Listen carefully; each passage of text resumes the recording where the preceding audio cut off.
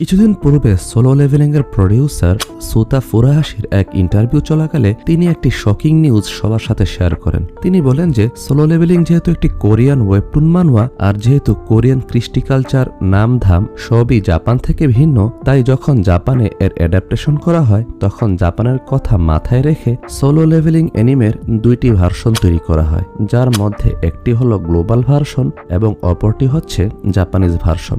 Global ভার্সনে solo leveling এর মানোয়ার সাথে সামঞ্জস্যতা রেখে কোরিয়ান নাম এবং সেখানের কৃষ্টি কালচার দেখানো হয়, আর জাপানিজ ভার্সনে জাপানের স্বাদকে বজায় রেখে সেই অনুপাতে কিছু পরিবর্তন এনে এই বিশেষ এপিসোডগুলো শুধুমাত্র জাপানে প্রচার করা হয়। সেই সাথে সোলো লেভেলিং এর সিজন 2 এর ব্যাপারে তিনি এই আপডেট শেয়ার করেন যে সিজন 2 তে সাইড ক্যারেক্টারদের দিকে এবার বেশি ফোকাস করা হবে। সেই সাথে সোলো লেভেলিং এর যে ওয়ার্ল্ড ক্রিয়েট করা হয়েছে তাতে 360 ডিগ্রি লুক দেওয়া হবে।